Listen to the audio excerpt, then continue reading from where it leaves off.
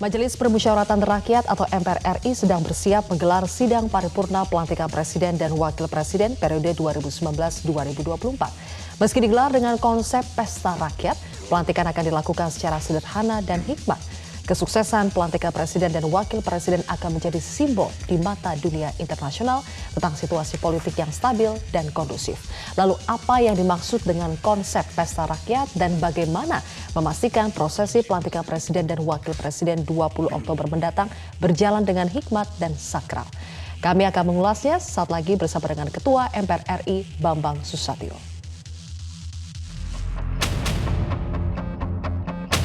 Panglima TNI, Kapolri, Kepala Staf Angkatan Darat, Kepala Staf Angkatan Laut, dan Kepala Staf Angkatan Udara yang diwakili oleh Wakasol menyatakan siap untuk melaksanakan tugas pengamanan tersebut.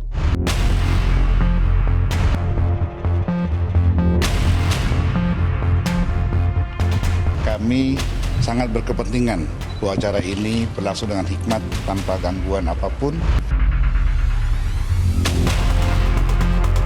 Demi Allah, saya bersumpah akan memenuhi kewajiban Presiden Republik Indonesia dengan sebaik-baiknya dan seadil-adilnya.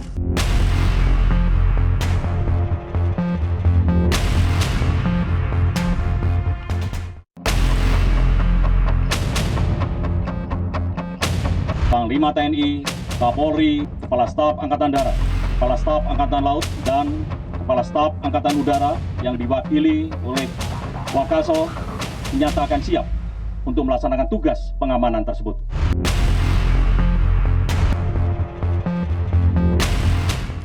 Baik pemirsa, bersama dengan saya saat ini adalah Ketua MPR RI Bapak Bambang Susatyo. Selamat malam. Selamat Pak Bambang, terima kasih sudah hadir di sini. Pak Bambang, yang paling ingin didengarkan rakyat Indonesia dan juga dunia internasional saat ini adalah apakah pelantikan Presiden dan Wakil Presiden terpilih nanti pada tanggal 20 Oktober akan berjalan dengan aman, lancar, dan tanpa gangguan dalam bentuk apapun?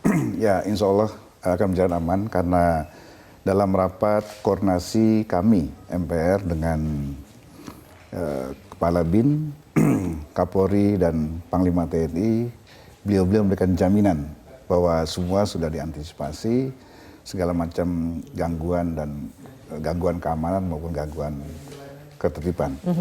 Mereka sudah mengantisipasi berdasarkan protap yang dimiliki oleh TNI maupun Polri. Jadi tidak perlu kekhawatiran apakah itu keselamatan Presiden terpilih dari mulai Istana Bogor sampai ke Senayan sudah diantisipasi semua. Kemudian dari Senayan nanti ke Istana Medan Merdeka Barat juga sudah diantisipasi semua.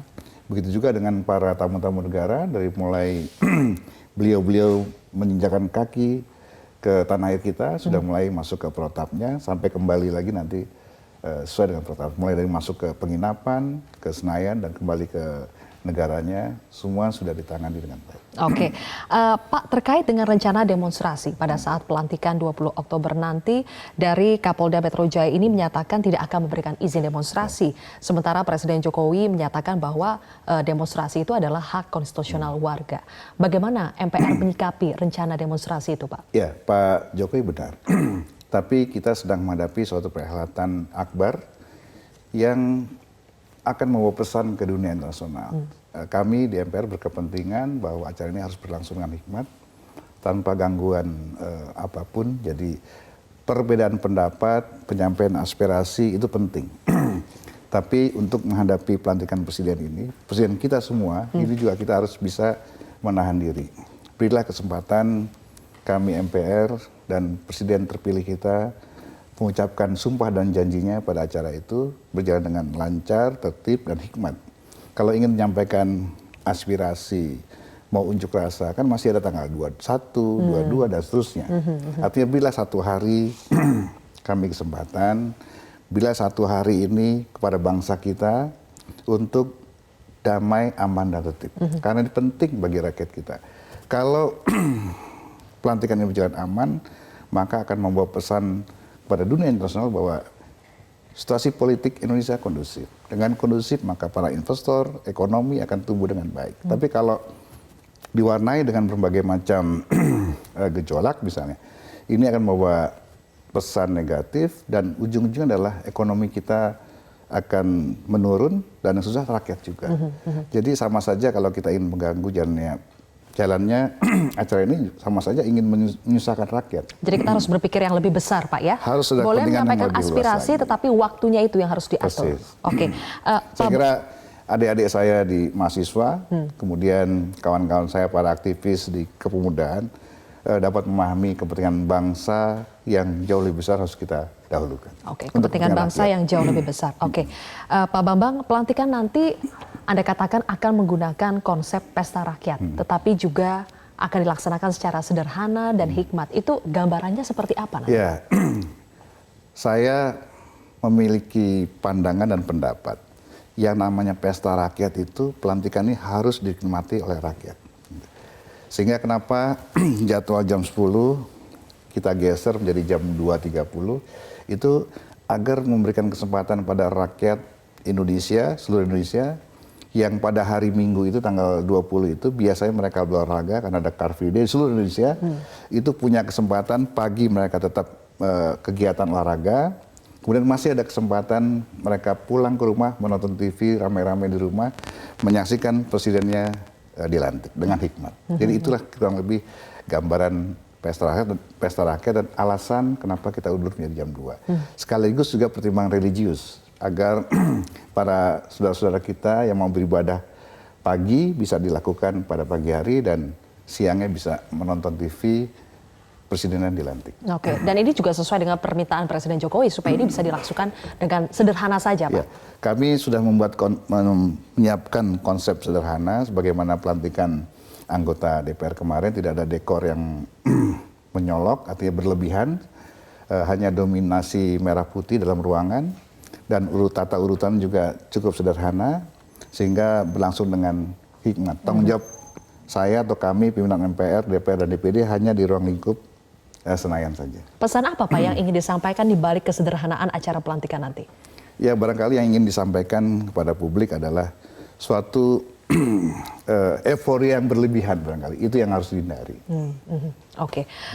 Pak Bambang, jelang pelantikan ini kan para pimpinan MPR secara langsung mendatangi kediaman Presiden dan Wakil Presiden terpilih, kemudian juga mantan Presiden, mantan Capres dan Cawapres juga. Selain untuk mendistribusikan undangan secara langsung, pasti ada pesan kebangsaan yang ingin disampaikan dengan gaya komunikasi seperti itu. Yang paling utama adalah langkah kita itu adalah berupaya merajut kembali rasa kebersamaan kita sebagai sesama anak bangsa. Kemarin kita sempat berbeda pendapat, bertempur di lapangan pemilu, dan sekarang saatnya kita bersatu. Bahkan Pak Prabowo mengatakan bersatu itu keren. Nah, itu barangkali bahasa yang harus juga menjadi kesadaran kita semua sebagai anak bangsa. Kenapa kami mendatangi Pak Prabowo, kemudian Sandiaga Uno, itu karena dua beliau itu kan lawannya Pak Jokowi. Nah, ada kesadaran yang luar biasa bagi kedua beliau itu, dan tegas dikatakan ada saatnya bertempur dan ada saatnya kita bersatu kembali. Dan saya pada pilihan bersatu kembali dan saya hadir. Itu kata Pak Prabowo maupun kata Sandiaga Uno. Kemudian kenapa juga kita datangi Bu Mega dan kemudian Pak SBY? Karena bangsa ini tinggal memiliki dua mantan presiden. Ya beliau-beliau itulah sekarang yang kita harus jadikan sebagai ibu bangsa, Ibu Megawati, dan kita jadikan Pak SBY sebagai bapak bangsa. Sejak semeninggalnya Pak Habibie, kita tinggal memiliki dua itulah, bapak dan ibu bangsa kita. Dan kesediaan beliau berdua itu sangat menggembirakan dan mengharukan juga bagi kami di pimpinan MPR, bahwa akan ada nuansa baru yang menunjukkan kepada dunia bahwa para pemimpin kita, para tokoh-tokoh kita, tokoh bangsa kita kompak. Kompak, dua-duanya sudah confirm hadir Pak ya? Hadir. Oke, baik.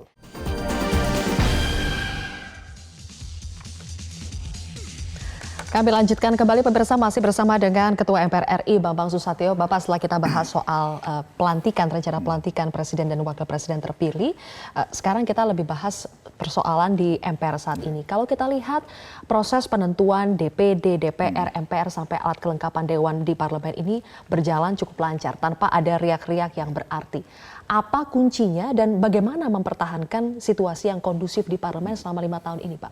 Ya, bahwa pemilihan MPR itu berlangsung secara musyawarah mufakat, ya itulah keindonesiaan kita yang harus kita pertahankan. Jadi awalnya memang kita sempat ragu apakah pemilihan pimpinan MPR itu bisa berlangsung dengan musyawarah mufakat atau voting.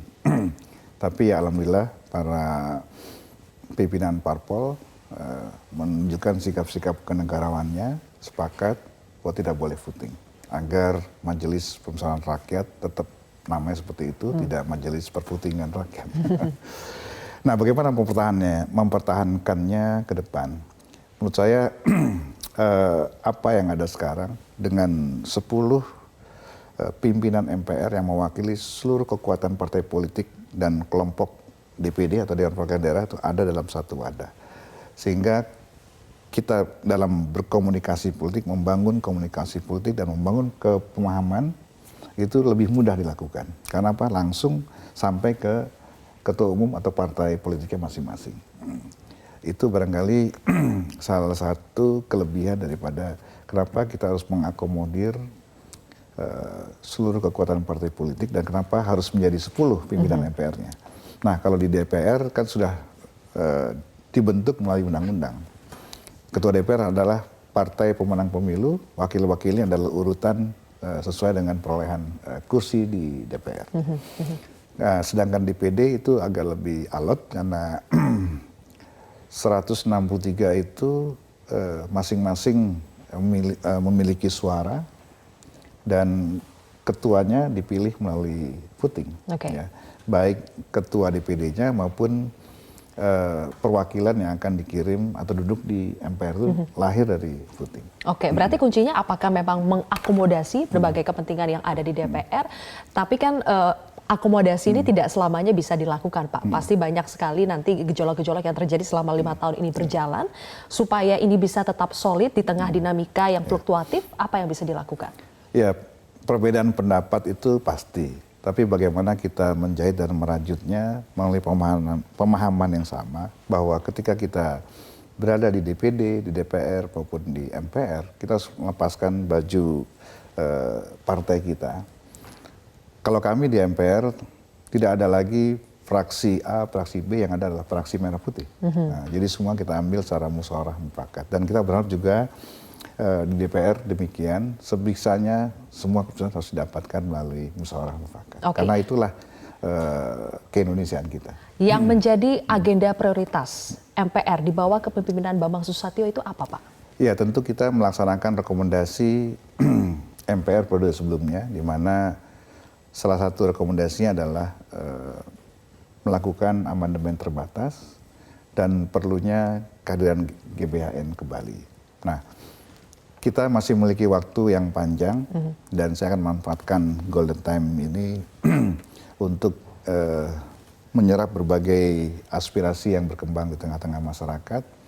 Bahkan kalau menurut istilahnya Pak SBY itu, jangan dipadamkan aspirasi masyarakat terkait amandemen. Rangkum semua, dan Bu Mega juga berpesan bahwa penting dihadirkan kembali haluan negara agar arah pembangunan dan ekonomi kita ke satu titik atau terarah. Karena kita tidak ingin lagi ke depan terlampau membuang waktu dan terlampau membuang anggaran negara untuk sesuatu hal yang selalu tumpang tindih. Jadi kalau sudah ada haluan negara, atau katakanlah buku induk pembangunan Indonesia dalam 50 atau 100 tahun yang akan datang, maka seluruhnya dari mulai presiden, bupati, gubernur, bupati, wali kota mengacu ke sana semua. Sehingga para kandidat nanti yang akan maju menjadi gubernur, wali kota, atau bupati itu mengacu kepada buku induk yang ada. Sehingga dalam kampanye tidak lagi diperlukan visi misi, tapi bagaimana calon-calon ini menyampaikan berbagai strategi mencapai tujuan itu. Kita ingin ke depan, kita ingin Sumatera 50 atau 100 tahun yang akan datang akan seperti apa. Itulah yang kita hasilkan dalam buku induk. Begitu juga soal pembangunan nasional. Jadi presiden nanti kampanyenya diharapkan adalah meyakinkan para pemilihnya dengan strateginya mencapai tujuan pembangunan yang sudah diputuskan oleh rakyat melalui MPR. Baik, sudah ada rekomendasi, sudah ada masukan, tetapi kerangka kerjanya nanti seperti apa, Pak? Timeline untuk memutuskan mana opsi yang akan dipilih itu seperti apa? Kita akan bahas lebih lanjut, Pak Bambang. Kami harus jeda lagi, pemirsa. Prime Talk akan kembali sesaat lagi.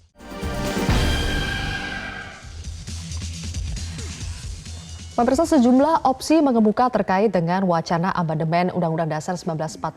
Ada 4, Pak Bambang, yang saya catat. Amandemen terbatas, amandemen menyeluruh, tidak mengubah sama sekali, atau kembali lagi ke Undang-Undang Dasar 1945. Itu berarti yang pertama. Nah, sejauh mana MPR saat ini sudah menelaah masing-masing opsi ini, Pak? Ya. Jadi kami tentu titik pijaknya, titik mulainya, titik tolaknya pada rekomendasi MPR periode sebelumnya, yaitu amandemen terbatas dan perlunya menghadirkan kembali GBHN. Itu pun masih ada cabangnya lagi. Ya.